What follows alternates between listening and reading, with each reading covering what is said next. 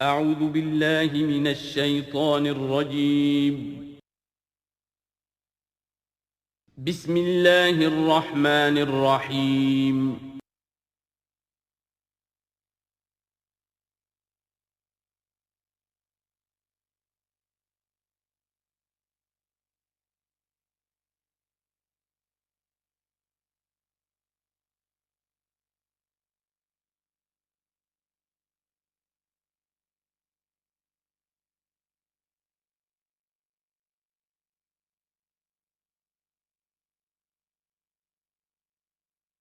نحمده ونصلي على رسوله الكريم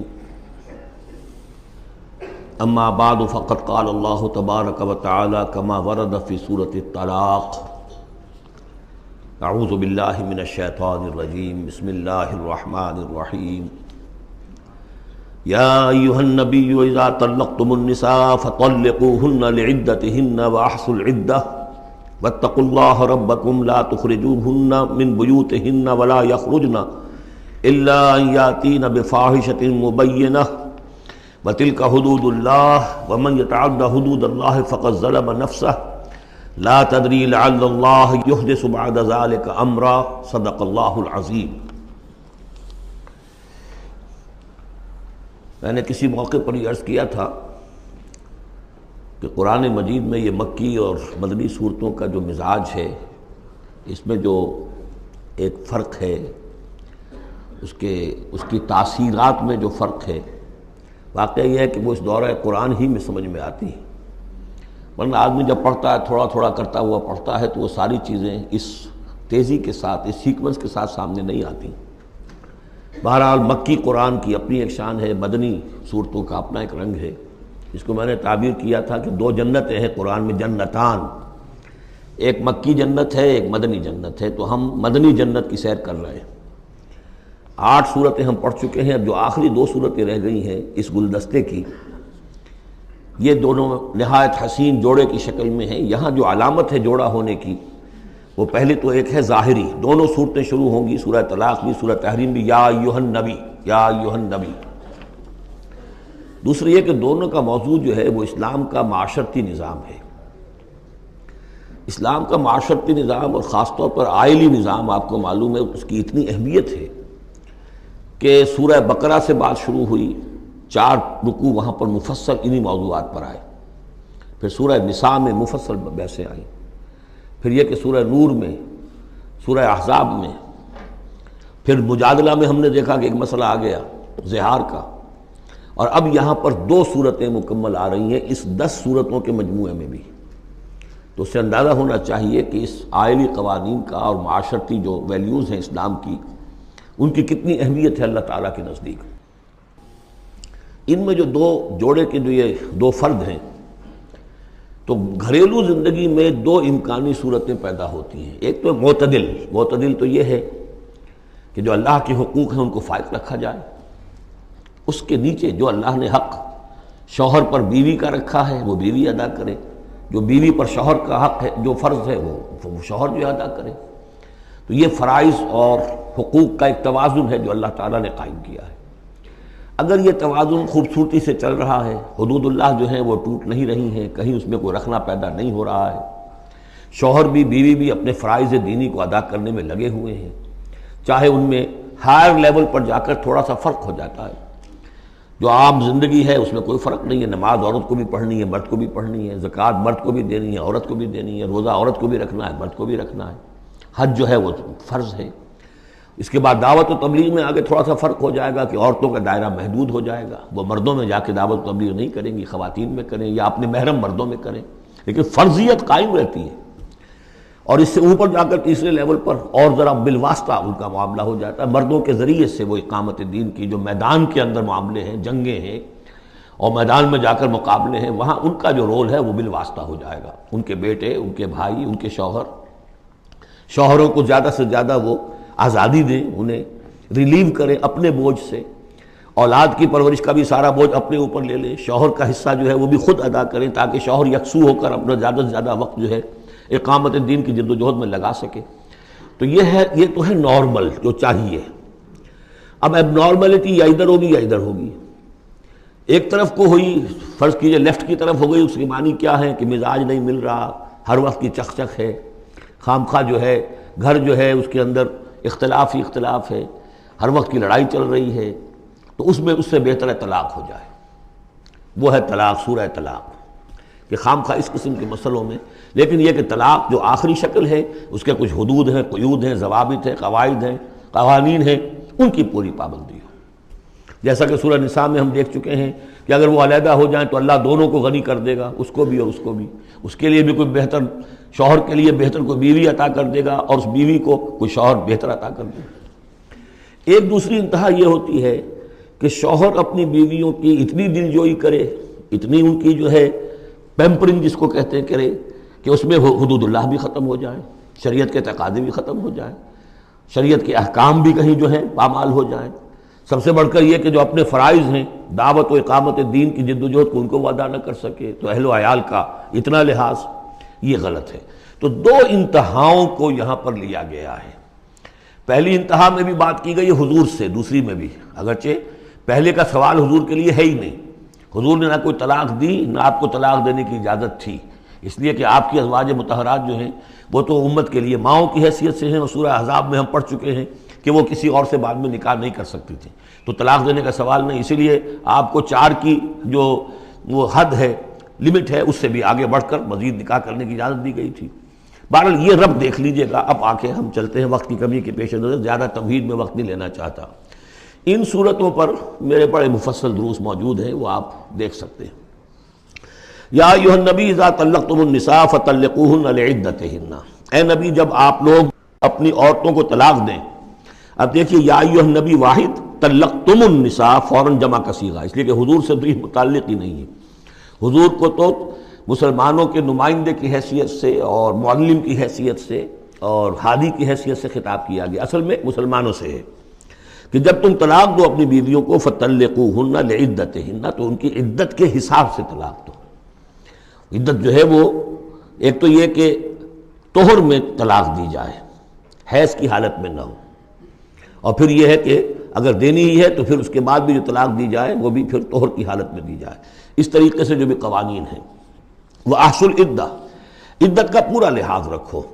وہ عدت اس طریقے سے بھی ہے کہ مطلقہ جو ہے جو عدت اس کی ہوگی اس کے اندر وہ کوئی اور شادی نہیں کر سکتی، البتہ عدت پوری کرنے کے بعد وہ آزاد ہوگی۔ عدت اس اعتبار سے بھی ہے کہ اگر طلاق رجعی ہے تو وہ اسی عدت کے اندر شوہر واپس طلاق وہ واپس اپنی بیوی کو لوٹا سکتا ہے، اور اگر وہ 1 یا 2 طلاقیں تھیں، طلاق بائن ہو گئی ہے، ان کے درمیان سیپریشن ہو چکی ہے، تب بھی وہ بغیر کسی اور حلالے وغیرہ جس کو ہمارے ہاں کہتے ہیں کہ عورت کے لیے ضروری نہیں ہے کہ وہ کسی اور سے نکاح کرے پھر وہ طلاق دے تو سابق شوہر سے اس کا نکاح ہو، بلکہ یہ کہ وہ دوبارہ نکاح کر سکتے ہیں اگر صرف 2 طلاقوں کے بعد عدت ختم ہوئی تھی۔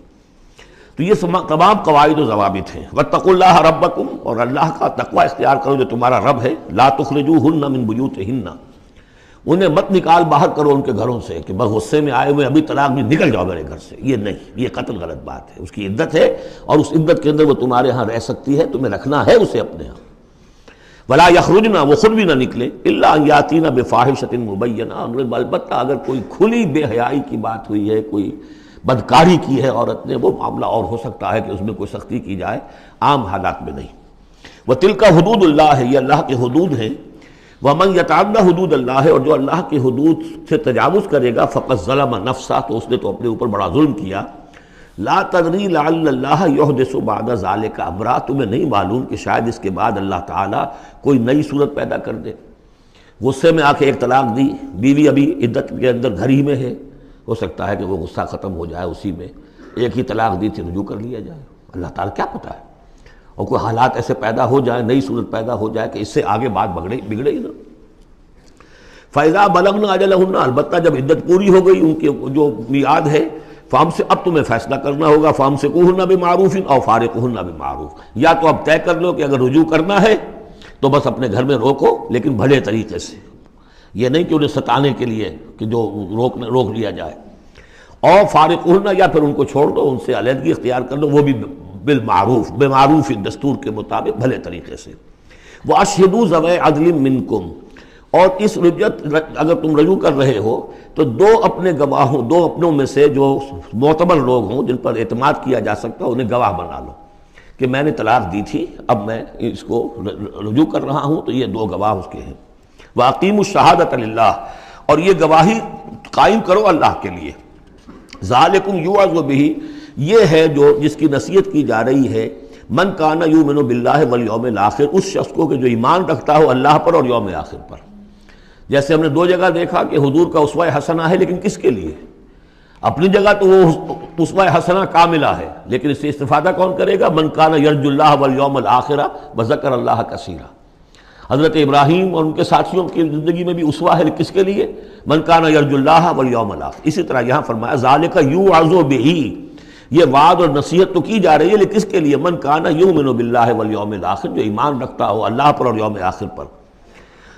اب اس کے بعد اس سورہ مبارکہ میں یہ بڑا عجیب مقام ہے اس اعتبار سے قرآن کا۔ عجیب کے معنی کیا ہے؟ دل لبھانے والا، حسین۔ یہاں اللہ کے تقوی کا جو مقام اور مرتبہ واضح کیا جا رہا ہے اللہ کی نگاہ میں، اگر واقعتاً حقیقی تقوی ہے، صحیح تقوی ہے، قلب کا تقوی ہے، جیسے کہ حضور فرماتے تھے اپنے دست مبارک سے 3 مرتبہ آپ نے اشارہ کیا اپنے سیرہ مبارک کی طرف، التقوی ہا ہونا، التقوی ہا ہونا، التقوی ہا، تقوی یہاں ہوتا ہے۔ دل میں تقوی ہے تو تقوی ہے، باقی لباس اور وضع قطع یہ ساری متقیوں کسی بنا لی اور اندر کا معاملہ نہیں ہے تو یہ بہروپ ہے، یہ تقوی نہیں ہے۔ لیکن حقیقی تقوی ہو تو پھر اس کا کیا مقام ہے؟ اب دیکھیے پہلی بات آ رہی ہے، وَمَن يَتَّقِ اللَّهَ يَجْعَلْ لَهُ مَخْرَجًا، جو شخص اللہ کا تقوی اختیار کرے گا اللہ اس کے لیے راستہ پیدا کر دے گا۔ جہاں بالکل نظر نہیں آئے گا کہ کوئی راستہ، اللہ راستہ پیدا کر دے گا۔ بالکل نظر نہیں آ رہا تھا موسیٰ کے ساتھیوں کو کہ اب کیسے بچیں گے، پیچھے لشکر آگے، آگے سمندر ہے، اللہ نے راستہ پیدا کیا۔ خود حضرت ابو بکر کا جو حال ہو گیا تھا کہ حضور اگر انہوں نے ذرا بھی دیکھ لیا، نیچے اپنے قدموں کی طرف بھی نگاہ ڈالی تو ہم نظر آ جائیں گے، آپ نے فرمایا لا تحزن ان اللہ معنا، راستہ نکالتا اللہ۔ پھر حضور گئے طائف، لیکن وہاں سے خالی ہاتھ آئے، مدینے میں اللہ نے خود ہی کھڑکی کھول دی، 6 آدمی ایمان لے آئے، آپ گئے ہی نہیں اور وہاں انقلاب بھی آ گیا۔ عظیم، اس اعتبار سے اللہ مخرج پیدا کرتا ہے۔ تم صحیح طریقے پر چلتے رہو، تقوی اختیار کرو، صحیح راستے پر جد و جہد کرو، یہ کام اللہ پر چھوڑو۔ کب اسے منظور ہے اس کا کامیاب ہونا؟ جب ہوگا وہ راستہ ایسا کھول دے گا کہ تمہیں گمان بھی نہیں ہوگا۔ وَيَرْزُقْهُ مِنْ حَيْثُ لَا يَحْتَسِبُ، اور اسے رزق دے گا وہاں سے جہاں سے اسے گمان بھی نہیں ہوگا۔ اقامت دین کی جد و جہد ہو، غلبہ دین کی جد و جہد ہو، اپنے آپ کو اِنَّ صَلَاتِي وَنُسُكِي وَمَحْيَايَ وَمَمَاتِي اس کا فیصلہ کرنا ہو تو سب سے بڑی رکاوٹ آتی، کھائیں گے کیا؟ تو اللہ تو کہتا ہے راضی میں ہوں۔ ہے ایمان اور یقین اس پر؟ کر کے دیکھو تو صحیح، اس پر اعتماد تو کرو۔ لیکن یہ کہ اس پر اعتماد کرنا، توکل، بڑی مشکل بات ہے۔ وہ تو جتنا ایمان ہوگا اتنا ہی اعتماد ہوگا، اور گہرا ایمان ہوگا گہرا اعتماد ہوگا۔ وَمَن يَتَّقِ اللَّهَ يَجْعَلْ لَهُ مَخْرَجًا وَيَرْزُقْهُ مِنْ حَيْثُ لَا يَحْتَسِبُ وَمَن يَتَوَكَّلْ عَلَى اللَّهِ فَهُوَ حَسْبُهُ۔ یہ تو ابھی تقوی والے کی بات ہے کہ وہ وہاں سے رزق دے گا جہاں سے اسے ملے گا بھی نہیں، اور جس نے اللہ پر توکل کر لیا تو وہ اس کے لیے بہت کافی ہو جائے گا۔ توکل کر کے تو دیکھو، حسبہ، وہ اس کے لیے کافی ہے۔ یہاں تک فرمایا ہے حدیث میں، من کان فی حاجت اخیہ کان اللہ فی حاجتہ، اگر کوئی مسلمان اپنے کسی بھائی کی ضرورت پوری کرنے میں لگ رہا ہے، اپنا وقت صرف کر رہا ہے، اللہ اس کی ضرورت پوری کرنی شروع کر دیتا ہے۔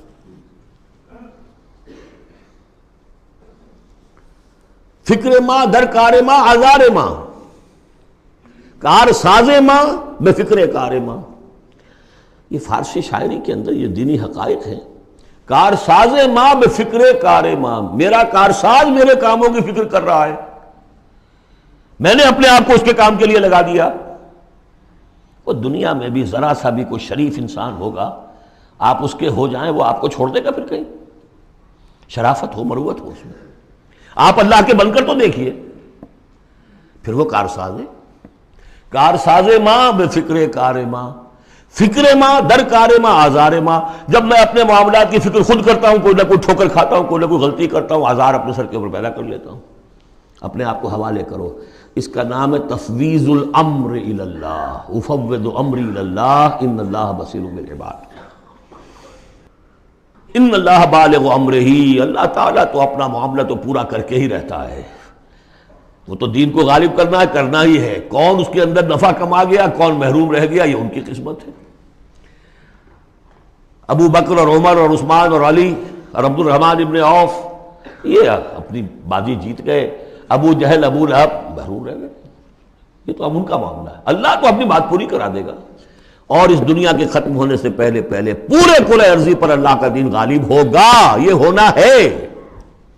دیکھنا یہ ہے کہ تم اس بہتی گنگا میں کو ہاتھ دھونے کو تیار ہو یا نہیں، یا تم محرومین کی فہرست میں اپنے آپ کو لانا چاہتے ہو. بس اپنا تن من دھن لگا دو اس کے اندر. تمہاری ہڈیوں کا چورا ہو کر بھی اس نئی تعمیر کی بنیادوں میں اگر لگ جائے تو بہت بڑی کامیابی ہے. قد جعل اللہ لکل شیء قدرا، بہت عمدہ مقام ہے. اللہ نے ہر چیز کے لیے ایک اندازہ مقرر کیا ہوا ہے. کب اللہ کی مدد آئے گی یہ بھی اس نے طے کیا ہوتا ہے. You have to qualify. Pre qualification conditions ہیں، تب مدد آئے گی. یوں نہیں آتی مدد. اپنا سب کچھ لگا دو پھر کہو کہ اللہ میری 15 برس کی کمائی کل میدان میں نے جو ڈالی ہوئی ہے، 15 برس کی کمائی، دن کی اور رات کی کوششیں ہیں میری، صبح اور شام کی کوششیں ہیں میری، 15 برس وہ میدان میں نے لا کے ڈال دی. تب پکارو اللہ کو. اپنا مال بچا کے رکھنا ہے، اپنی مستقبل کو بھی بچانا ہے، اپنی اولاد کو بھی بچانا ہے، اور اللہ کا دین غالب ہو جائے. کہیں نام لکھا کے کسی جماعت میں شامل ہو کر بڑا تیر مار دیا، گویا کہ اللہ تعالیٰ تو جانتا ہی نہیں. کتنی کنٹریبیوشن ہے، کتنا اثار ہے، کتنی قربانی ہے، کتنا وقت ہے، کتنی محنت ہے، اللہ جانتا ہے. باقی اس نے ہر چیز کا ایک اندازہ مقرر کیا ہوا ہے. اب اس کے بعد پھر آ رہا ہے وہی طلاق کا معاملہ. واللائی یئسن من المحیض من نسائکم، اور تمہارے ہاں کی وہ خواتین کے جن کا حیض کا سلسلہ بند ہو چکا ہو، مایوس ہو چکی ہو حیض سے. ان ارتبتم فعدتہن ثلاثۃ اشہر، اگر اس میں کوئی شک بھی ہو تو پھر 3 مہینے عدت ہو جائیں گے. اب حیض تو آ نہیں رہا کہ 3 ہے طہور اور 3 حیض کا کوئی حساب کیا جائے. واللائی لم یحضن، اور وہ ابھی بچپن میں نکاح ہو گیا کیونکہ ہو جاتا تھا، اور ابھی بچی کو جو ہے وہ ابھی ایام شروع ہی نہیں ہوئے ہیں، تو اب ان کی عدت کیسے ہوگی اگر ان کو طلاق دے دی گئی؟ تو ان کے لیے بھی یہ کہ 3 مہینے.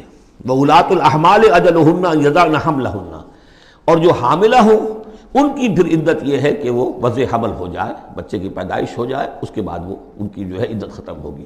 یہ بھی ہو سکتا ہے کہ پورے 8 مہینے لگ جائیں، 9 مہینے لگ جائیں، 4 مہینے ہوں، 6 ہوں، واللہ اعلم. وَمَن يَتَّقِ اللَّهَ، پھر دیکھیے تقویٰ. وَمَن يَتَّقِ اللَّهَ يَجْعَل لَّهُ مِنْ أَمْرِهِ يُسْرًا، جو اللہ کا تقویٰ اختیار کرتا ہے اللہ اس کے کاموں میں آسانی پیدا کر دیتا. فَسَنُيَسِّرُهُ لِلْيُسْرَىٰ، ذَلِكَ أَمْرُ اللَّهِ أَنزَلَهُ إِلَيْكُمْ، یہ اللہ کا حکم ہے جو اس نے نازل کر دیا ہے تمہاری طرف. اللہ یہ ذمہ داری لے رہا ہے اپنے اوپر. وَمَن يَتَّقِ اللَّهَ يُكَفِّرْ عَنْهُ سَيِّئَاتِهِ، اور جو اللہ کا تقویٰ اختیار کرے گا اللہ تعالیٰ اس کی برائیوں کو، اب یہ آخرت کا معاملہ ہو رہا ہے، اس کی برائیوں کو، اس کے گناہوں کو اس کے نامہ اعمال سے دھو دے گا. وَيُعْظِمْ لَهُ أَجْرًا، اور اس کے لیے بہت بڑا اجر اور ثواب ہے جو عطا کرے گا. اسکنوہن من حیث سکنتم من وجدکم، اب کسی عورت کو طلاق دی ہے، ایک طلاق دی ہے، عدت میں رکھنا ہے گھر میں، وہ پہلے آ چکا ہے، لیکن گھر میں ایسا نہ ہو کہ کہیں کسی ملازمہ کی کوٹڑی میں ڈال دو اس کو. اسکنوہن من حیث سکنتم، وہیں رکھو جہاں تم رہتے ہو. من وجدکم، جو بھی تمہاری جو مقدور ہے اس کے مطابق، اسی سٹیٹس کے ساتھ. ولا تضاروہن لتضیقوا علیہن، اور انہیں کوئی تکلیف نہ پہنچاؤ کہ ان پر تنگی کر دو کہ وہ خود ہی جلدی سے روانہ ہو جائیں، گھر چھوڑ کے نکلنے پہ مجبور ہو جائیں. وَإِن كُنَّ أُولَاتِ حَمْلٍ، اور اگر وہ حاملہ ہوں، فَأَنفِقُوا عَلَيْهِنَّ، تو اب ان کے اوپر خرچ کرو، ان کا نان نفقہ وہ تمہارے ذمے ہے.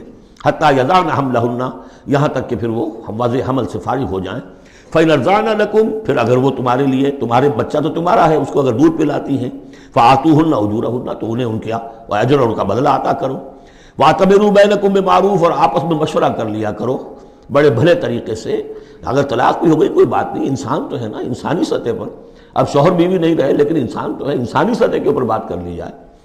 وَاعْتَبِرُوا بَيْنَكُمْ بِمَعْرُوفٍ وَإِن تَعَاثَرْتُمْ، اور اگر کہیں ایسی زدہ ہو جائے کہ بیوی کہے میں تو دودھ نہیں پلاتی، یا کوئی اور مسئلہ ہو، فَسَتُرْضِعُ لَهُ أُخْرَىٰ، تو پھر کوئی اور عورت جو ہے اس کو دودھ پلائے. لِيُنْفِقْ ذُو سَعَةٍ مِّن سَعَتِهِ، اب اس تمام معاملے میں جو بھی شوہر ہے وہ خرچ کرے، جو وسعت والا ہے وہ اپنی وسعت کے مطابق خرچ کرے، جو اس کا بھی سطح اللہ نے اسے دی ہے اس کے مطابق.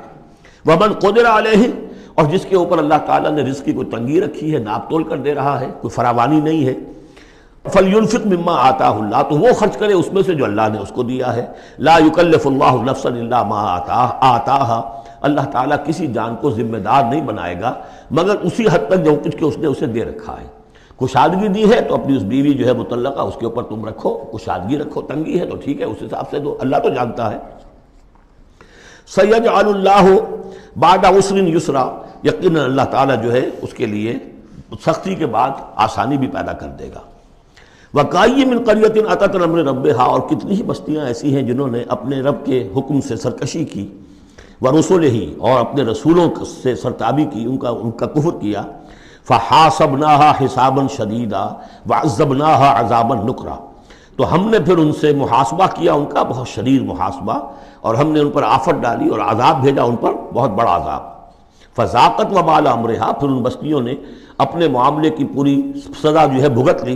وَكَانَ عَاقِبَةُ أَمْرِهَا خُسْرًا، اور یقیناً جو ابھی عاقبت والا معاملہ آنے والا ہے، ان کے معاملے کا جو ابھی عاقبت ہے وہ تو پھر بڑے ہی ٹوٹے والا معاملہ ہے۔ أَعَدَّ اللَّهُ لَهُمْ عَذَابًا شَدِيدًا، اللہ تعالیٰ نے ان کے لیے بڑے شدید عذاب کو تیار کیا ہوا۔ فَاتَّقُوا اللَّهَ يَا أُولِي الْأَلْبَابِ، تو اے ہوش مندو اللہ کا تقوی اختیار کرو، وہی تقوی جس کے اوپر 4 مختلف طور سے بات ہو چکی ہے۔ الذین آمنوا، اے وہ ہوش مندو جو ایمان بھی لے آئے ہو، اللہ کا تقوی اختیار کرو۔ قد انزل اللہ الیکم ذکرا، اللہ نے تمہاری طرف ذکر نازل کر دیا ہے۔ یہ آیت بڑی اہم ہے، ذکر کی آگے وضاحت آ رہی۔ ذکر سے مراد کیا ہے؟ رسولا یتلو علیکم آیات اللہ مبینات لیخرج الذین آمنوا وعملوا الصالحات من الظلمات الی النور، رسول کہ جو پڑھ رہا ہے آیات اللہ کی تم پر، تمہیں سنا رہا ہے، اور وہ آیات بینات ہیں تاکہ نکالے وہ تمہیں، ان لوگوں کو جو ایمان لائے اور جنہوں نے نیک عمل کیے، اندھیروں سے نور کی طرف۔ تو ذکرہ، قد انزلنا الیکم ذکرہ، اور ذکرہ کی وضاحت رسولا یتلو علیکم آیات اللہ مبینات، یہی بات پھر آگے جا کے سورہ بینہ میں آئے گی، ابھی صرف نوٹ کر لیجئے، پھر جا کر بات پوری واضح وہاں ہوگی۔ وَمَن يُؤْمِن بِاللَّهِ وَيَعْمَلْ صَالِحًا يُدْخِلْهُ جَنَّاتٍ تَجْرِي مِن تَحْتِهَا الْأَنْهَارُ خَالِدِينَ فِيهَا أَبَدًا، اور جو کوئی اللہ پر ایمان رکھتا ہے اور نیک عمل کرتا ہے، اور نیک عمل سے مراد ایمان کے جملہ تقاضے ہیں۔ اب نیک عمل جب مکے میں جب تک تھے حضور، نیک عمل کیا تھا؟ ابھی شراب بھی حرام نہیں ہے، جوا بھی حرام نہیں ہے، سود بھی حرام نہیں ہے، پہلے 10 برس نماز پنجگانا بھی نہیں ہے۔ اس وقت نیک عمل کا کیا مطلب ہے؟ اللہ پر ایمان اور اس کی دعوت، اور تکلیف آئے تو استقامت اور جھیلنا۔ نماز آئی تھی، رات کو کھڑا رہا کرو اللہ کے سامنے، اس وقت کا نیک عمل یہ تھا۔ اب جیسے جیسے آیا مدینے میں آ گئے، اب جہاد ہے، قتال ہے، انفاق ہے، مال خرچ کرو، اب روزہ بھی فرض کیا گیا، اب نماز پنجگانا بھی جو ہے 2 سال پہلے ہو چکی ہے، اب تمہارے اوپر زکوٰۃ بھی ایک نصاب کے حساب سے آ گئی ہے، عشر بھی آ گیا ہے، اب یہ ہے۔ تو جس وقت دین کا جو تقاضا ہے وہ پورا کرنا، جملہ تقاضے، وہ عمل صالح ہے۔ ہمارا تصور یہ ہوتا ہے جہاں قرآن میں عمل صالح آیا، نماز، روزہ، ذکر، یہ اذکار، یہ ہمارے ذہن میں آتا ہے، ہم اس کو پڑھتے ہیں اپنے ذہن میں صرف ان چیزوں کے حوالے سے، جبکہ عمل، جدوجہد، محنت، وہ ہر جگہ جو حکم ہے جس وقت کا حکم ہے۔ وَمَن يُؤْمِن بِاللَّهِ وَيَعْمَلْ صَالِحًا يُدْخِلْهُ جَنَّاتٍ تَجْرِي مِن تَحْتِهَا الْأَنْهَارُ خَالِدِينَ فِيهَا أَبَدًا، وہ داخل کرے گا ان باغات میں جن کے نیچے ندیاں بہتی ہوں گی، اور اس میں وہ رہیں گے ہمیشہ ہمیش، ابدا۔ قد احسن اللہ لہ رزقا، اللہ تعالیٰ نے اس کے لیے بڑا عمدہ رزق فراہم کیا ہے۔ اب ایک آیت آ رہی ہے جو آیات متشابہات میں سے ہے، تاحال اللہ الذی خلق 7 سماوات، جیسے تو یہ کہ 7 آسمانوں کا معاملہ بھی میں بار بار عرض کرتا رہا ہوں کہ ابھی آیات متشابہات میں شمار ہوگا۔ وَمِنَ الْأَرْضِ مِثْلَهُنَّ، اللہ تعالیٰ نے 7 آسمان بنائے ہیں اور زمین میں سے بھی اتنی ہی، ویسی ہی، گویا کہ زمینیں بھی کوئی 7 زمینیں ہیں۔ اب اس پر یہ ہے کہ مختلف مفسرین نے اپنے اپنے اندازے، زمین کے 7 طبقات ہیں یا کچھ اور، لیکن بہرحال ابھی ہم نہیں سمجھ سکیں گے، کوئی 7 زمینیں بھی ہیں، کسی وقت آ کر یہ حقیقت منکشف ہو جائے گی۔ یتنزل الامر بینہن، اور یہ آسمان اور زمین کے درمیان اللہ کا امر نازل ہوتا ہے، جیسا کہ ہم پڑھا ہے سورہ سجدہ میں، یدبر الامر من السماء الى الارض ثم يعرج الیہ فی یوم کان مقدارہ 1000 سنۃ مما تعدون، یہ 1000 سال کی اللہ تعالیٰ کی ایک پلاننگ ہوتی ہے، آسمان سے زمین کی طرف اس کا فیصلہ جو ہے وہ آتا ہے، فرشتے لے کر آتے ہیں، تنفیذ ہوتی ہے، اور پھر یہ کہ وہ امر جو ہے اٹھا لیا جاتا ہے۔ اب اگلے 1000 سال کا دوسرا امر ہے جو اللہ کی طرف سے اگلے دن کا لیے طے ہو چکا ہے۔ لِتَعْلَمُوا أَنَّ اللَّهَ عَلَىٰ كُلِّ شَيْءٍ قَدِيرٌ، تمہیں اس کا یقین رہنا چاہیے کہ اللہ تعالیٰ ہر چیز پر قادر ہے۔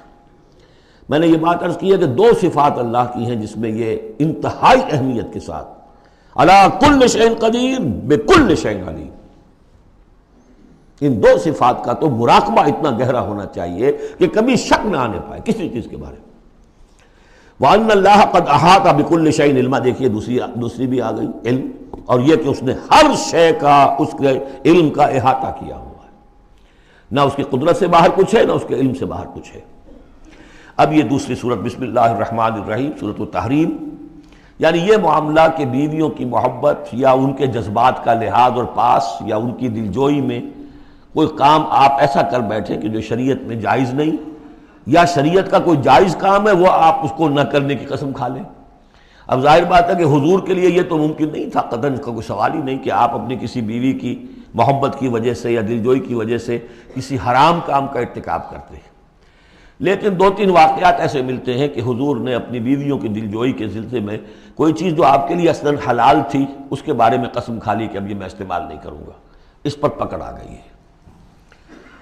یا ایھا النبی لم تحرم ما احل اللہ لک، اے نبی صلی اللہ علیہ وسلم کیوں آپ حرام ٹھہرا رہے ہیں اپنے اوپر وہ شے جو اللہ نے آپ کے لیے حلال کی ہے۔ تبتغی مرضات ازواجک، کیا آپ چاہتے ہیں اپنی بیویوں کی رضا جوئی؟ واللہ غفور الرحیم، اب دیکھیے یہ تیور بتا رہے ہیں اللہ تعالیٰ کی جو یہ ناپسندیدگی۔ یا ایھا النبی لم تحرم ما احل اللہ لک تبتغی مرضات ازواجک واللہ غفور الرحیم، اللہ غفور الرحیم ہے، اللہ نے معاف فرمایا، اللہ نے آپ کی خطا سے درگزر کیا۔ قد فرض اللہ لکم تحلۃ ایمانکم، اللہ تعالیٰ نے تمہارے لیے ایسی قسموں کا کھول دینا جو ہے اس کا راستہ معین کر دیا ہے۔ فرض میں یہ بھی سمجھا گیا لازم ٹھہرایا ہے، یعنی کوئی غلط قسم کھا لی ہے تو اس فرض ہے کہ اسے توڑ دیا جائے، لیکن توڑنے کا کفارہ ہے، ایسے نہیں توڑ دیا جائے گا۔ وہ بھی پوری آیت جو ہے وہ سورہ مائدہ کے اندر آ چکی ہے، گویا کہ اب آپ یہ اپنی قسم توڑیے اور وہ کفارہ ادا کیجیے۔ واللہ مولاکم، اللہ تمہارا مولا ہے، مددگار ہے، پشت پناہ ہے، وہو العلیم الحکیم، اور وہ سب کو جاننے والا ہے، کمال حکمت والا۔ وَإِذْ أَسَرَّ النَّبِيُّ إِلَىٰ بَعْضِ أَزْوَاجِهِ حَدِيثًا، اور جب نبی نے صلی اللہ علیہ وسلم اپنی بعض ازواج، اپنی کسی زوجہ محترمہ کو کوئی بات بتائی، اسرہ، اسرار سے، خفیہ طور پر، راز کے طور پر، میں ان تفاصیل میں نہیں جا رہا کہ واقعات کیا تھے ورنہ بہت دیر لگ جائے گی، بات سمجھنی چاہیے، باقی یہ کہ آپ تفسیروں میں دیکھ سکتے ہیں۔ تو آپ نے کوئی بات اپنی کسی ایک زوجہ محترمہ کو بتائی اور کہا دیکھو یہ کسی اور سے کہنا نہیں، یہ میرا راز ہے۔ فلما نبات بہی، جب انہوں نے اس کو ظاہر کر دیا، عورتوں کے کہتے ہیں پیٹ ہلکے ہوتے ہیں اس معنی میں کہ راز رکھنے اپنے پاس، بہت سے مرد بھی عورتوں کی طرح کے ہوتے ہیں، ان سے کوئی چیز چھپائی نہیں جاتی، نہ ہر زن زنست ہو نہ ہر مرد مرد، لیکن یہ کہ عام طور پر یہ عورتوں کی کمزوری شمار ہوتی ہے، تو ازواج مطہرات سے بھی اس کا صدور ہوا ہے۔ فلما نبات بہی، جب انہوں نے اسے ظاہر کر دیا، وَأَظْهَرَهُ اللَّهُ عَلَيْهِ، اللہ تعالیٰ نے اپنے نبی کو صلی اللہ علیہ وسلم سے مطلع فرما دیا کہ وہ راز نہیں رہا ہے، راز آپ کی ان اہلیہ نے فاش کر دیا ہے۔ عَرَّفَ بَعْضَهُ، تو حضور نے کچھ تو ان کے سامنے ظاہر کر دیا، وَأَعْرَضَ عَن بَعْضٍ، بات پوری ان کو نہیں بتائی، بعض جو ہے روک لی۔ فلما نبأ بہ، تو جب انہوں نے حضور نے صلی اللہ علیہ وسلم ان کو بتایا، قالت من انباک ھذا، اب ایک طرز عمل تو یہ ہوتا ہے کہ فوراً ندامت ہوتی کہ ہاں حضور مجھ سے غلطی ہو گئی، میں واقعتاً آپ کا راز جو ہے وہ میں رکھ نہیں سکی اور مجھ سے بے دھیانی میں، بے خیالی میں بات نکل گئی۔ ایک دوسرا یہ ہے من انباک، آپ کو کس نے بتایا؟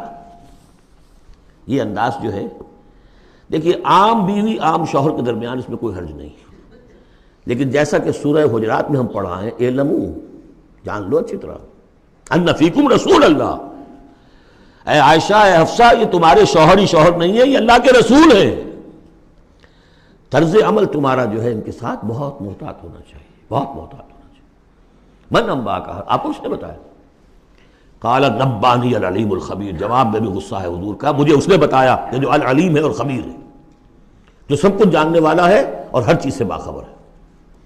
اب یہ اللہ تعالیٰ کی طرف سے آ رہا ہے اس کی تعبیر میں اہل تشیع ایک انتہا کو نکل گئے، ہمارے عام مفسرین نے بھی انہی کی روش اختیار کی ہے، لیکن مولانا حمید الدین فراہی رحمۃ اللہ علیہ کا میں کم از کم اپنی ذات پر بہت بڑا احسان سمجھتا ہوں کہ جو انہوں نے تعبیر کی ہے، اور وہ عربی زبان کا جو اسلوب ہے اس کے اعتبار سے 100% درست ہے۔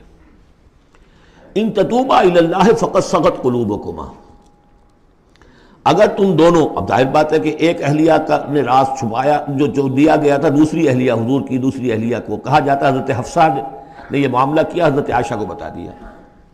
ان دونوں کے تعلقات بہت اونچے تھے، اس لیے کہ ظاہر بات ہے کہ حضور کے ہاں جو مقام اور مرتبہ تھا ابو بکر کا اور عمر کا رضی اللہ تعالی عنہما، اس کے حوالے سے ہی پھر ازواج مطہرات میں بھی خود بخود غیر شعوری طور پر یہ احساسات ہو جاتے ہیں۔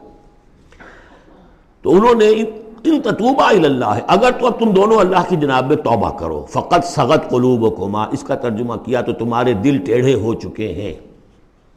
یہ اہل تشیع کا ترجمہ ہے، ازواج مطہرات سے انہیں بالعموم قد ہے، حضرت عائشہ سے تو بہت سخت ہے، لیکن یہ عام ازواج مطہرات سے۔ اس کا ترجمہ صحیح یہ ہے کہ اگر تم اللہ کی جناب میں توبہ کرو تو تمہارے لیے یہی مناسب ہے، اور تمہارے دل تو مائل ہو چکے ہیں، لیکن ایک ہوتا ہے ناز والے نیاز کیا جانے۔ اب یہ ماننا جو ہے یہ ذرا کڑا گزر رہا ہے کہ حضور مجھ سے غلطی ہوئی، آپ مجھے معاف کر دیجیے، اور وہ بھی اس لیے کہ معاملہ ہے شوہر اور بیوی کا۔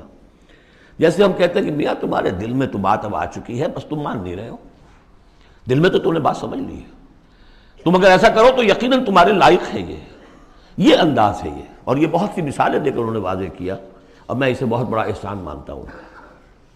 ان تتوبا الی اللہ فقد صغت قلوبکما، اللہ کے جناب میں اگر توبہ۔ اچھا، صغم کا ایسا لفظ ہے یہ عربی زبان کا جو میں نے پہلے بھی آپ کو بتایا تھا، مالا الی مالا عن، میلان سے، مالا کے بعد الی ہوگا کسی شے کی طرف میلان، توجہ اس کا ہونا، دل کا ادھر رجحان ہونا، اور مالا عن کسی چیز سے نفرت ہو جانا، لفظ ایک ہی ہے، مال، میلان، الی اور عن۔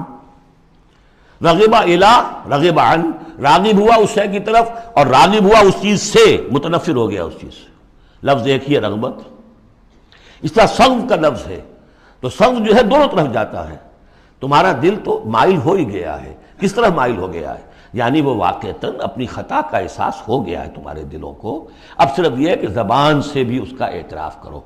جیسے کہ حضرت آدم کو احساس ہو گیا تھا اپنی خطا کا، تو اللہ تعالیٰ نے الفاظ سکھا دیے تھے، فَتَلَقَّى آدَمُ مِن رَبِّهِ كَلِمَاتٍ فَتَابَ عَلَيْهِ، یہ ترجمہ ہے اس آیت کا صحیح۔ ان تتوبا الی اللہ فقد صغت قلوبکما وان تظاہرا علیہ، اور اگر اب جیسے کہ قاعدہ ہے عام طور پر حضور کی بھی کوئی ہلکا سا سہو اگر ہو جاتا تھا تو کس قدر انداز جو ہے سخت ہو جائے قرآن مجید کے اندر، اس لیے کہ بڑے لوگوں کے معاملے بڑے ہیں، الرب رب من تنزل والعبد عبد من ترقى۔ اسی طرح جو بھی اونچے لوگ ہیں ازواج مطہرات ہیں تو ان کا بھی جو بھی اظہار ناپسندیدگی ہو رہا ہے اللہ کی طرف سے، اس میں الفاظ بڑے سخت ہیں۔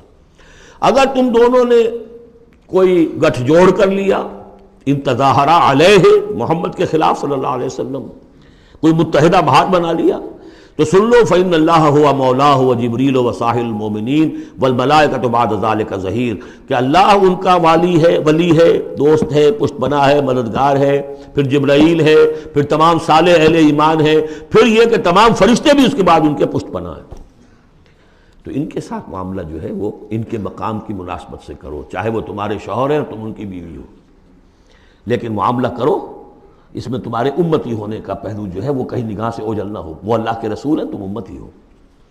عسیٰ ربہ، ابھی اور سختی آ رہی ہے، امید ہے کہ ان کا رب ان طلقکن، اگر تم سب کو طلاق دے دے، ان یبدلہ ازواجا خیرا منکن، کہ بدل دے تم سے کہیں بہتر بیویاں ان کو عطا کر دے، مسلمات مومنات قانتات تائبات عابدات سائحات سیبات وابکارا، یہ سارے اوصاف ان میں واو ہے ہی نہیں، بیک وقت یہ سارے اوصاف ہوں، مسلم بھی ہوں، مومن بھی ہوں، فرما بردار بھی ہوں، توبہ کرنے والیاں، عابدات عبادت گزار، سائحات دنیا کی لذات سے کنارہ کش، سیبات بھی ہو سکتی ہیں۔ حضور کے نکاح میں تو اکثر سیبہ ہی آئی ہیں، سیبہ وہ ہیں جن کی پہلے کوئی شادی ہوئی ہو، طلاق ہو گئی ہو، یا یہ کہ بیوہ ہو گئی ہوں، اکثر و بیشتر جو آپ کے نکاح ہیں وہ سیبات سے ہیں۔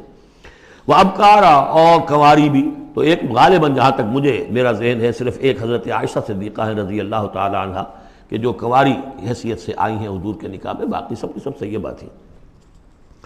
یہ تو ہو گیا ایک خاص معاملہ عائلی زندگی سے متعلق حاصل کیا ہوا کہ وہ معتدل معاملہ رکھو، حقوق الزوجین اپنی جگہ ہیں، فرائض الزوجین اپنی جگہ ہیں، اللہ کے حقوق اس سے بالا ہیں، ان کو اوپر قائم رکھو، اور اس کے تحت جو ہے جو بھی اللہ نے حقوق معین کر دیے، فرائض معین کر دیے، ان کو ادا کرو۔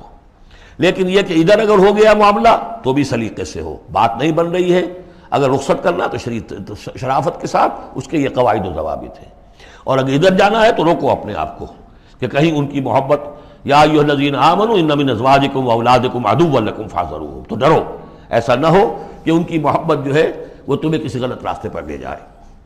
اب جو حصہ آ رہا ہے سورہ مبارکہ کا، اس میں ایک تو یہ 3 آیتیں درمیان میں آ رہی ہیں، وہ تو خاص طور پر جو ہے یوں سمجھیے خواتین سے متعلق نہیں ہے، مردوں سے متعلق ہیں، اور وہ اصل میں سورہ حدید کا سلسلہ جو ہے جو آخر اب اختتام پر آ رہا ہے، اس کا نقشہ جو ہے یہاں پر پھر آ جائے گا۔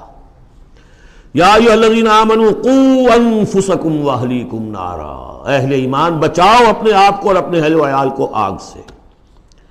یعنی دیکھیے ایک نیگیٹو اسپیکٹ تو یہ آیا تھا، یا ایھا الذین آمنوا ان من ازواجکم واولادکم عدوا لکم فاحذروہم، یہ تو نیگیٹو ہے، اپنے آپ کو محفوظ رکھو، ان کی محبت، ان کی دلجوئی تمہیں غلط راستے پر نہ ڈال دے۔ اب یہاں جو پازیٹو ہے، تم جن کے بھی شوہر ہو اور تم جن کے بھی باپ ہو، ان کی زندگی کو دین کے رخ پر ڈالنا تمہاری ذمہ داری ہے، اپنی سی کوشش کرنا۔ حضرت نوح کا ایک بیٹا بھی ان کے نگاہوں کے سامنے غرق ہو گیا، کوئی بات نہیں، لیکن تم کیا کر رہے ہو؟ تم اپنے اہل و عیال کے حق میں سمجھا تم نے یہ ہے کہ صرف نان نقصے کی ذمہ داری ہے، کھانا پلانا ہماری ذمہ داری ہے، بس، یہ بہت غلط ہے۔ بندہ مومن ہونے کے ناطے پہلا فرض یہ ہے کہ اپنے اولاد، اپنے اہل و عیال کو آگ سے بچانے کی فکر، تربیت ان کی، دین کے لیے رجحان ادا کرنا ان میں، اس کے لیے جو بھی ممکن طریقے ہو اختیار کرنا، یہ تمہاری ذمہ داری ہے۔ یا ایھا الذین آمنوا، اہل ایمان بچاؤ پہلے اپنے آپ کو، فطری بات ہے، قوا انفسکم، جیسے حضور فرمایا کرتے تھے اپنے خطبے میں، اوصیکم ونفسی بتقوی اللہ، میں تمہیں بھی وصیت کرتا ہوں مسلمانوں کے اللہ کا تقوی اختیار، اپنے نفس کو بھی۔ اسی طرح قوا انفسکم واہلیکم نارا، بچاؤ اپنے آپ کو اور اپنے اہل و عیال کو آگ سے، وقودھا الناس والحجارہ، اس کا ایندھن بنیں گے انسان اور پتھر، علیہا ملائکۃ غلاظ شداد، اور اس پر ایسے فرشتے ہیں، معمور ہیں اس جہنم پر، کہ جو بڑے تند خو ہیں، سخت دل ہیں، شداد، لا یعصون اللہ ما امرہم۔ اب جب تم یا تمہارے لاڈلے، تمہاری لاڈلی بیوی اور تمہارے لاڈلے بیٹے اور بیٹیاں جب جہنم میں جھونکے جائیں گے، اگر اللہ نے تمہیں بچا بھی لیا اور وہ تمہارے سامنے جہنم میں جائیں گے، تو سوچ لو ان کی چیخ و پکار اور ان کا نالہ و شیون، وہ فرشتوں کا دل جو ہے اسے پسیجے گا نہیں، وہ بڑے سخت دل ہیں۔ اب سوچ لو کن کے حوالے کرنا چاہتے ہو؟ جہنم کے داروغہ کے حوالے کرنا چاہتے ہو اپنی بیویوں کو اور اپنی اولادوں کو؟ یہ محبت نہیں، یہ تو عداوت ہو گئی ہے۔ تم سمجھ رہے ہو کہ محبت کا ذمہ دار ہے، یہ اعلیٰ تعلیم دلوا رہے ہیں۔ کون سی تعلیم دلوا رہے ہو؟ جو انہیں دین کی طرف راغب کرنے والی ہے یا باغی کرنے والی ہے؟ یہ تمہاری رحمت ہے، محبت ہے، یا عداوت ہے، دشمنی ہے؟ علیہا ملائکۃ غلاظ شداد، ان کا دل پسیجے گا نہیں، پتھر کی طرح سخت دل ہوگے ان کے، غلاظ شداد، چیخے جاؤ، چلائے جاؤ، نالہ و شیون، لا یعصون اللہ ما امرہم، جو اللہ کا حکم ہوگا وہ اس کی نافرمانی نہیں کریں گے، جس کو جو عذاب دینا ہے وہ دیں گے، وَيَفْعَلُونَ مَا يُؤْمَرُونَ، اور کریں گے وہی کچھ جس کا انہیں حکم دیا جائے گا۔ یا ایھا الذین کفروا لا تعتذروا اليوم، اور کہا جائے گا اے کافرو اب آج تم کوئی بہانہ نہ بناؤ، انما تجزون ما کنتم تعملون، تمہیں وہی کچھ بدلے میں دیا جا رہا ہے جو تم عمل کر کے لائے۔ اس کے بعد ایک عظیم آیت آ رہی ہے اس سورہ مبارکہ، بلکہ اس پورے گروپ کے حوالے سے، جو میں نے عرض کیا تھا پل صراط کا ایک نقشہ آیا ہے وہاں، اس کی ایک جھلک یہاں بھی دکھائی گئی ہے، جو سورہ حدید میں تھا وہ یہاں ہے، یہاں اختصار کے ساتھ۔ یا ایھا الذین آمنوا توبوا الی اللہ توبۃ نصوحا، اہل ایمان توبہ کرو اللہ کی جناب میں بڑے خلوص کے ساتھ، اخلاص کے ساتھ۔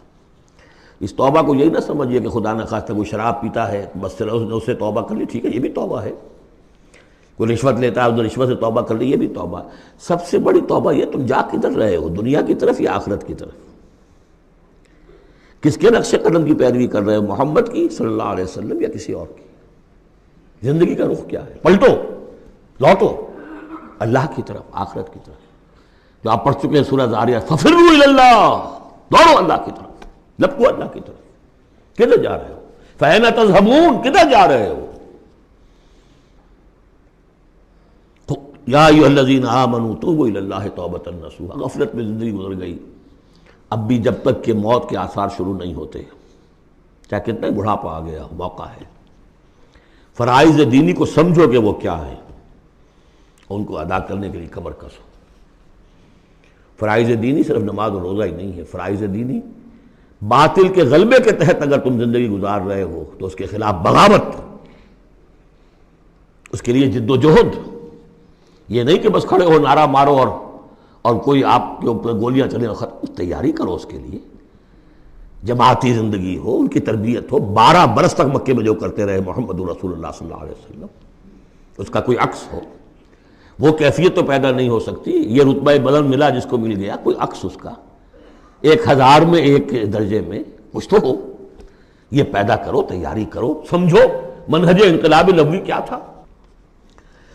توبوا الی اللہ توبۃ نصوحا، خالص توبہ، پاک توبہ۔ یہ نہ ہو کہ دل میں کہیں چور رکھا ہوا ہے کہ پھر کرنا تو ہے وہی کام، توبہ کی تسبیح کر لو، وہ توبہ نہیں۔ اگر تم خالص توبہ کرو گے، عسیٰ ربکم ان یکفر عنکم سیئاتکم، امید ہے تمہارا رب تم سے تمہاری برائیوں کو دور کر دے گا، نامہ اعمال کے دھبے بھی دھو دے گا۔ التائب من الذنب کمن لا ذنب لہ، جو حقیقت میں توبہ کر لے گناہ سے، وہ ایسے جیسے اس نے گناہ کبھی کیا ہی نہیں۔ اور یہ کہ آئندہ بھی تمہارے دامن کردار پر جو داغ ہیں وہ بھی دھو دے گا۔ وَيُدْخِلَكُمْ جَنَّاتٍ تَجْرِی مِن تَحْتِهَا الْأَنْہَارُ، داخل کرے گا تمہیں ان باغات میں جن کے دامن میں ندیاں بہتی ہوں گی۔ یوم لا یخزی اللہ النبی والذین آمنوا معہ، جس دن کہ اللہ تعالیٰ نہیں رسوا کرے گا نہ اپنے نبی کو نہ ان کو جو ان کے ساتھ ایمان لائے، صلی اللہ علیہ وسلم ورضی اللہ تعالیٰ عنہم اجمعین۔ نورہم یسعی بین ایدیہم، ان کا نور دوڑتا ہوگا ان کے سامنے، وبایمانہم، اور ان کے داہنی طرف۔ وہی الفاظ جو سورہ حدید میں آئے۔ دل میں ایمان تھا تو نور ایمان سامنے کی طرف اس کا ٹارچ کی روشنی پڑے گی، اور اعمال صالحہ کا نور داہنی طرف ہوگا۔ داہنا ہاتھ اعمال صالحہ کا کاسب ہے۔ یقولون ربنا اتمم لنا نورنا، اور وہ کہتے ہوں گے کہ اے رب ہمارے نور کو کامل فرما دے۔ اس کو مطلب سمجھ لیجئے، حضور نے فرمایا جن کو نور عطا ہوگا، کچھ لوگوں کا نور تو صرف اتنا ہوگا کہ ان کے قدموں کے آگے روشنی ہو جائے گی، وہ بھی بڑی غنیمت ہے۔ اندھیرے میں پگڈنڈی پر چلنا ہو تو وہ اتنی ٹارچ کی روشنی بھی وہ معلوم ہوگا بہت غنیمت ہے۔ لیکن کچھ لوگوں کو ایسا نور ملے گا کہ جس کی روشنی یہاں مدینے سے صنعاء تک جائے گی، یمن کا شہر۔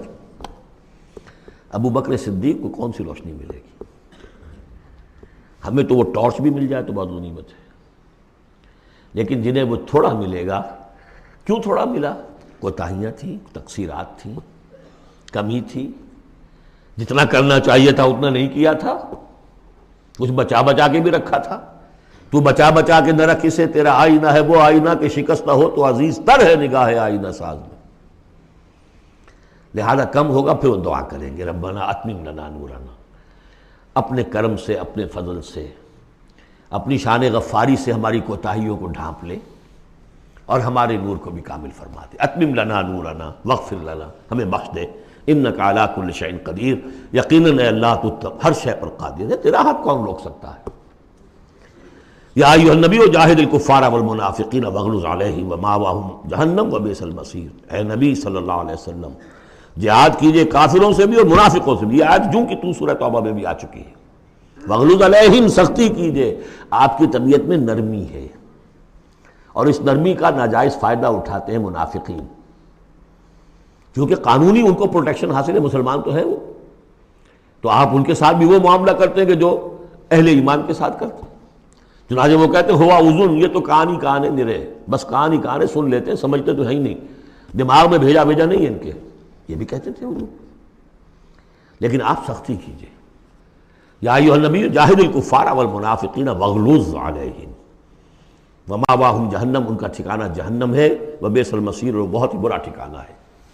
اب جو ان دو صورتوں میں خواتین کا معاملہ آیا، اس کے حوالے سے اب یہ مقام آ رہا ہے بہت اہم، اس بات کو واضح کرنے کے لیے کہ خواتین اس غلط فہمی میں مبتلا نہ ہوں کہ اللہ کے ہاں سوال جواب جو ہونا ہمارے شوہروں سے ہی ہونا ہے، ہم سے کیا ہے، ہم تو ان کے تابع ہیں۔ ہر عورت ایک مکمل انسان ہے، فل ہیومن بینگ، اور جہاں تک اس کی ایک آنر کا تعلق ہے، dignity and honour, human dignity, وہ بالکل مساوات طور پر شیئر کرتی ہے، اخلاقی طور پر مساوات ہے بالکل، اور ہر ذمہ دار ہے اپنے فرائض کی، عورت بھی جیسے کہ مرد ہے۔ اس کا اپنا ایمان ہوگا، عمل صالح ہوگا تو اللہ کے ہاں بیڑا پار ہوگا، اپنا ایمان اور عمل صالح نہیں ہے تو شوہر بڑے سے بڑا ہو وہ بچا نہیں سکے گا۔ یہ حقیقت کو واضح کرنے کے لیے 3 خواتین بلکہ 4 خواتین کی مثال یہاں آئی ہے۔ ضرب اللہ مثلا للذین کفروا امرأۃ نوح وامرأۃ لوط، اللہ تعالیٰ نے مثال بیان کی ہے کافروں کے لیے نوح کی بیوی اور لوط کی بیوی کی۔ کانتا تحت عبدین من عبادنا صالحین، وہ دونوں تھیں ہمارے 2 بہت صالح بندوں کے تحت، ان کے نکاح میں تھیں۔ فخانتاہما، تو انہوں نے ان سے خیانت کی۔ فلم یغنیا عنہما من اللہ شیئا، تو نہ بچا سکا انہیں ان کا شوہر، ان کے دونوں شوہر جو ہیں نہ بچا سکے اپنی دونوں بیویوں کو کچھ بھی۔ بیوی بھی غرق ہوئی، حضرت نوح علیہ السلام کی وہ بیوی، اور حضرت لوط کی وہ بیوی بھی اسی طریقے سے جو پتھراؤ ہوا اسی میں ہلاک ہوئی۔ تو نہ یہاں وہ بچا سکے شوہر، وقیل ادخلوا النار مع الداخلین، اور کہہ دیا جائے گا داخل ہو جاؤ جہنم میں داخل ہونے والوں کے ساتھ، کوئی شوہر تمہیں نہیں بچا سکتا، چاہے وہ نوح اور لوط ہوں۔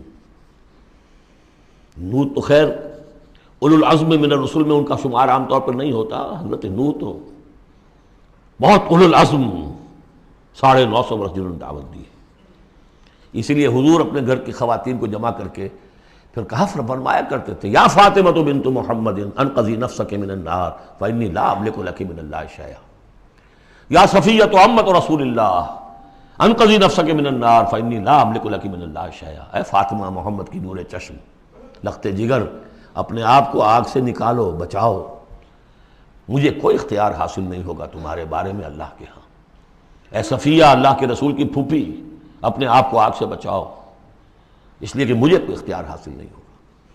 ضرب اللہ مثلا للذین کفروا امرأۃ نوح وامرأۃ لوط کانتا تحت عبدین من عبادنا صالحین فخانتاہما فلم یغنیا عنہما من اللہ شیئا وقیل ادخلوا النار مع الداخلین۔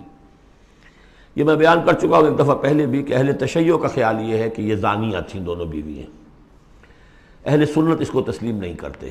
خیانت صرف اسی معاملے میں نہیں ہوتی، خیانت رازداری میں سب سے بڑی خیانت ہے، کہ جو راز ہوتے تھے یہ وہ اپنے دشمن جو حضور انبیاء کے رسولوں کے دشمن تھے اپنی قوم کے لوگوں کو ان کے راز پہنچا دیتی تھی، یہ خیانت تھی۔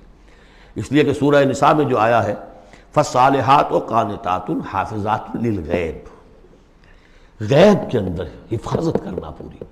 ظاہر بات ہے کہ بیوی سے زیادہ بڑھ کر تو کوئی نہیں ہوتا کہ جو شوہر کی باتوں سے واقف ہو، تو یہ خیانت ہے اہل سنت کے نزدیک ہو۔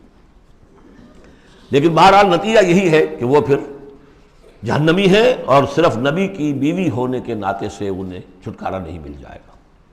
وضرب اللہ مثلا للذین آمنوا امرأۃ فرعون، اور اہل ایمان خواتین کے لیے اللہ تعالیٰ نے مثال بیان کی ہے فرعون کی بیوی کی، آسیہ ان کا نام تھا۔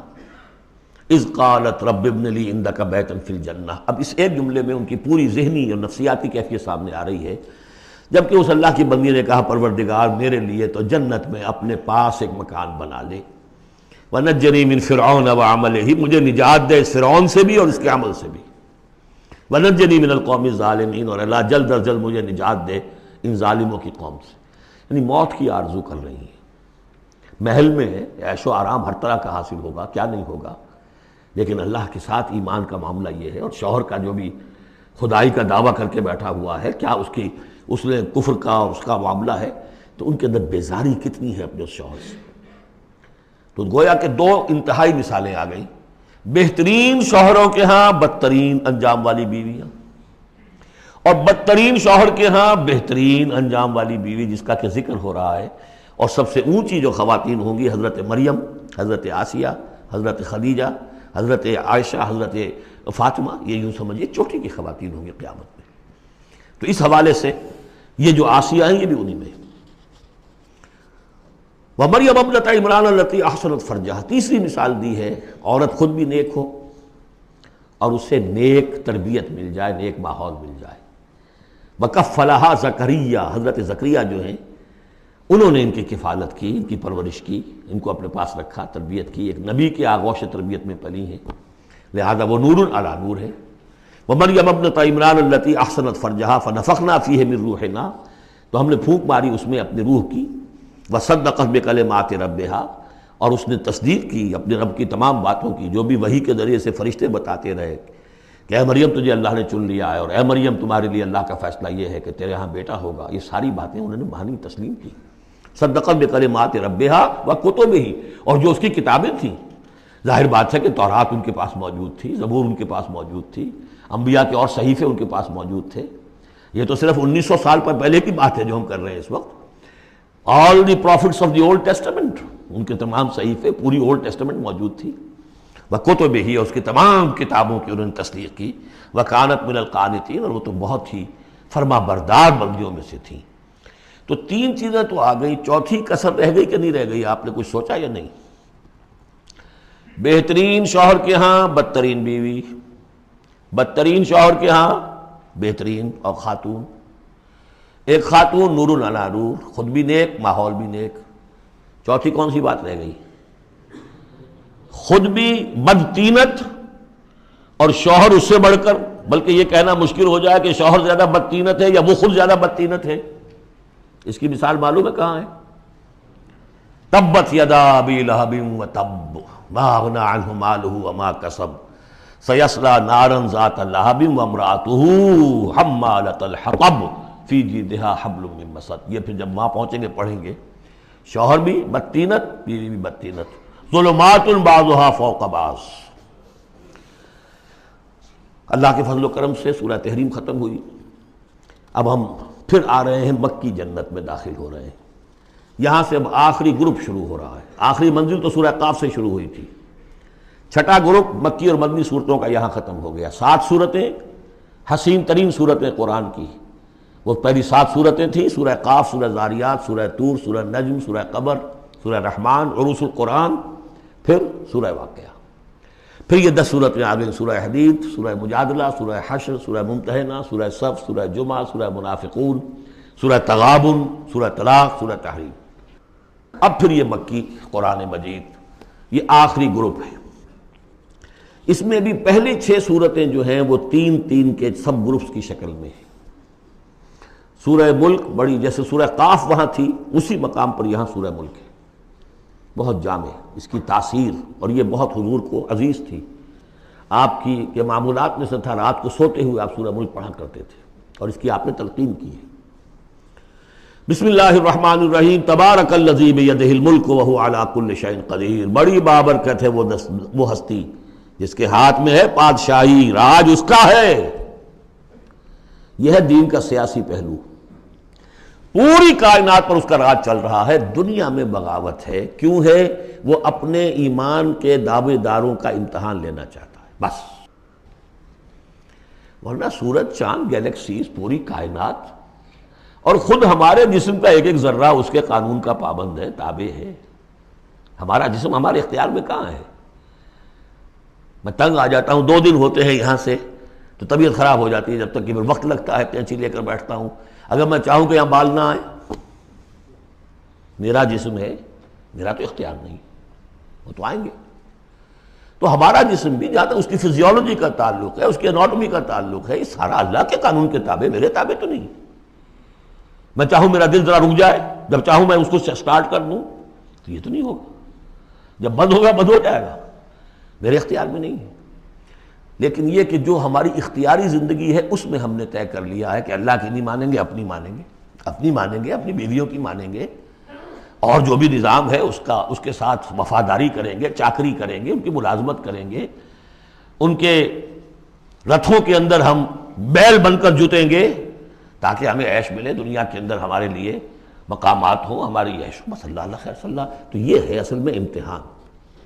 ورنہ بادشاہی یہاں اب بھی اسی کی ہے. یہ صرف ہلدی کی گانٹھ ہے جسے لے کر ہم پنساری بن کر بیٹھ گئے. میری مرضی، میرا خیال، میرا نظریہ یہ ہے، اور ہمارے نزدیک جو ہے طریقتکم المثلیٰ، ہمارے جو کلچر ہے، مثالی نظام جو ہم نے بنایا ہے، ہمیں اس کی حفاظت کرنی ہے. تبارک الذی بیدہ الملک وہو علی کل شیء قدیر، وہ ہر چیز پر قادر ہے.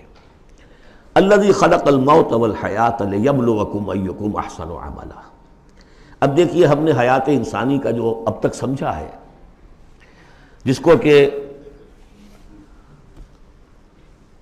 عمر نے، جو کہ بہت بڑا شاعر ہے، اس نے اپنی بیوی سے خطاب کر کے کہا ہے حیات ثم موت ثم بعث حدیث و خرافات یا ام عمری. یہ کیا ہے زندگی پھر موت پھر زندگی، یہ کیا، یہ سب حدیث و خرافات معاذ اللہ.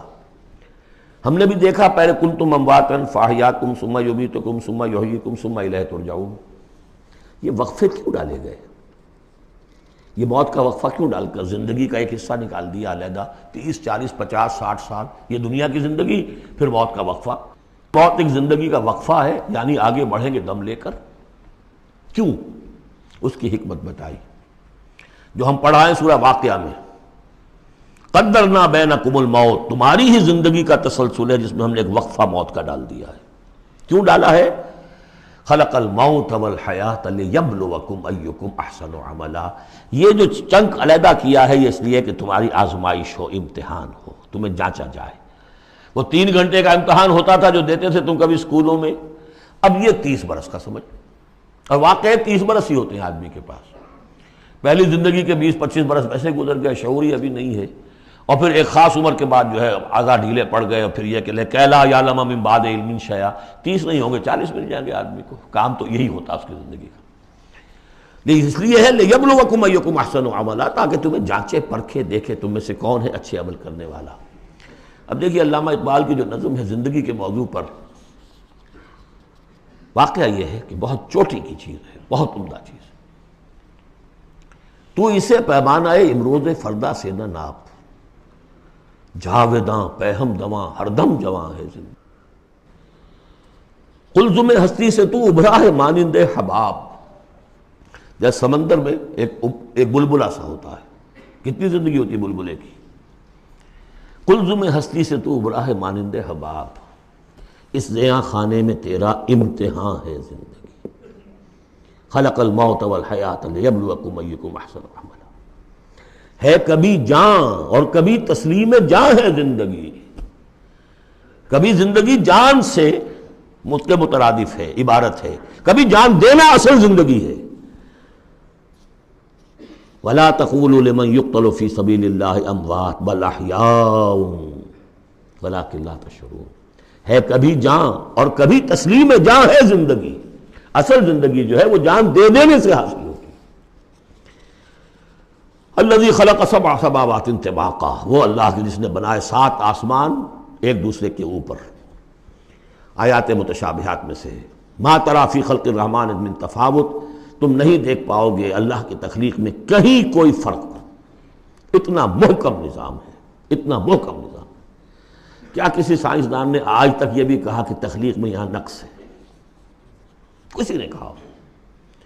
زوالوجی کی فیلڈ میں یا باٹنی کی فیلڈ میں یا کسی اور فیلڈ میں، جیولوجی کی فیلڈ میں، ایسٹرونومی کی، کسی نے کہا ہے؟ ما تری فی خلق الرحمن من تفاوت فارجع البصر هل تری من فطور. پھر ذرا دوبارہ لوٹا لو اپنی نگاہ، دیکھ لو، ہر میدان میں دیکھ لو، کہیں تمہیں کوئی رکھنا نظر آتا ہے؟ اگر یہ تخلیق کامل ہے تو کامل حقیقت میں کون ہے؟ اس کا خالق، اس کا باری، اس کا مصور. بس یہ نظر نہیں آتا. سائنسدان سب کچھ دیکھ رہے ہیں، ڈھونڈنے والا ستاروں کی گزرگاہوں کا اپنے افکار کی دنیا میں سفر کر نہ سکا. بڑے بڑے صاحب بصیرت اور بڑے بڑے عقل مند اپنی ناک پتلے کے پتھر سے ٹھوکر کھاتے ہیں. دیکھ رہے ہیں ٹیلیسکوپ سے ٹھوکر کھا رہے ہیں وہاں جو سامنے پتھر پڑا ہوا ہے اس سے. یہ ہو رہا ہے آج ہمارے ساتھ. سپر جیل کا بسرا کر رہتے ہیں، پھر لوٹاؤ ذرا اپنی نگاہ کو 2 مرتبہ اور. ینقلب الیک البصر خاسئا وہو حسیر. تمہاری نگاہ تھک ہار کر لوٹ آئے گی، تمہیں ہماری تخلیق میں کہیں کوئی رکھنا، کوئی دراڑ نظر نہیں آئے گی. بارک اللہ لی ولکم فی القرآن العظیم ونفعنی وإیاکم بالآیات والذکر الحکیم۔